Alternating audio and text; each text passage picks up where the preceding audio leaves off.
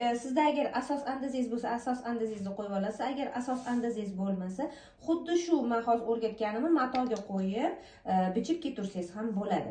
Demak, nima qilamiz? Birinchi bo'lib garlavinani olamiz. Razmeriga qarab turib 6-8 sm, pastga esa 2-3 sm o'yindini tushamiz. Yelkani qiyaligi 4-5 sm bo'ladi, qizlarjonlar, 4-5 sm. Mana shu bilan ketamiz. Demak, bizga necha santimetr yeng kerak bo'lsa, matoyimizni qanchaga ko'tarib bersa, shunchani mana shuni qiyaligi bo'yicha olib ketamiz. Hozir bizning asosimizda tak yelkadan 54 sm bo'layotgan ekan. Yelkadan 54 sm. Kengligini o'zingizni xohishingiz, men hozir 14 sm beraman. 1,5 sm ichkarisiga kirgizamiz. Har doim kirgizishingiz shart. Kalta bo'lsa ham to'g'ri tushasizlar, keyin 1,5 sm ichkariga kirgizishingiz shart. Endi mana shu spushenningni bitta katta nyuansi bor, qizlarjonlar. Ya'ni bunda qayiladigan joyini ko'pchilik abayalarda ham adashib qolishadi. Tiqilib qoladi yoki qo'ltiq o'yindiga yoki pastga tushib ketib qoladi. Mana shuni uchun ham asos kerak. Mana shu yerda reklamni pauza. Mana asos darsimda o'qisanglar, buni chiqarishni oson yo'lini o'rganasizlar. Demak, mana shu bor. Ko'rasizlar? Qo'ltiq o'yindi bilan belni qoq o'rtasi sizlarga mo'ljal bo'lishi kerak. Va mana shuni shu yerdan shundoq olib kelib, mana shuni strelkasi bo'yicha qayilish kerak. Qancha kenglik kerak bo'lsa, shuncha kenglikni olasizlar. Boksinglardan kichkina bo'lib qolmasin. Kenglik har doim boksadan 5, 6, 10 sm gacha kenglikda bo'lishi kerak. Aynan mana shu strelkada qayilish kerak. Tushuntira oldimmi?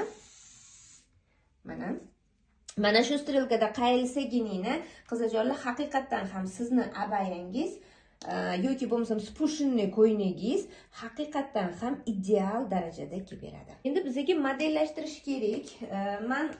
Mana buni oldi qilib olamiz, chunki ham oldi ham orqaga anaqa qilsanglar bo'ladi. Bitta buni o'zini spushennilarni, abayalarni ham oldi ham orqaga bitta narsa ishlatilinadi. Xo'p, demak, men xohlayotgan narsa mana shu iminni uchburchak joyiga mana bundoq qilib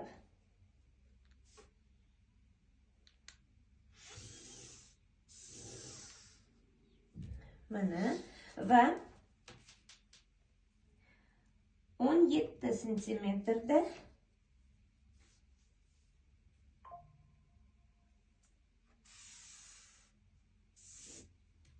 mana shu modellashgan joyimizga men boshqa narsa qo'ymoqchiman. Matoni modellashtirib turib boshqa narsa qo'ymoqchiman. Xohlasanglar pastroq tushirsanglar ham bo'ladi. Bu o'zingizlarning xohishinglar, qizlarjonlar.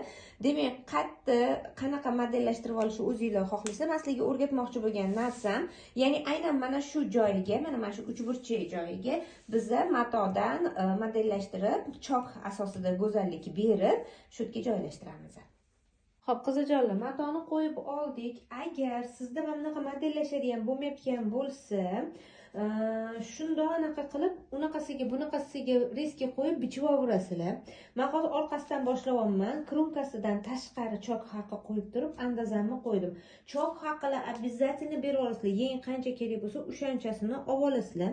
Etagiga ham обязательно chok haqi berasizlar. Endi qaranglar, qizlarjonlar.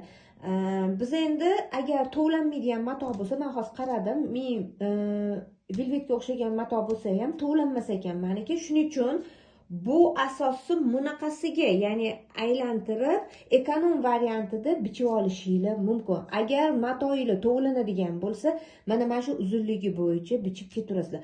Hozir men orqasini shundoq ko'rganinglarcha bichib olaman. Oldini esa modellashtiramiz. Oldini mana shu chastini olib tashlab turib, keyin bichamiz. Qizlarjonlar, demak, modellashtirilgan fasonimizni bichishni boshladik. Agar matoyinglar sizlarda anaqa tovlanmagan bo'lsa, bemalol bunaqasiga va unaqasiga qo'yib tashlasanglar bo'ladi. Ekonom variantda. Mana hozir mana bu joyidan biz orqani bichib olgandik va bu joyiga mana oldini joylashtirdik, ya'ni buklovli joyiga oldini joylashtirdik. Etak qismlariga 2 sm, yon qismlariga 2 sm va qolgan joylariga 1 sm dan chok haqi bergan holatda bichib oldik. o'rtadagi mana bu o'rtadagi anaqa detalini qaranglar, albattaki yozib qo'yinglar. Mana bu joyi buklovda bo'lishi kerak.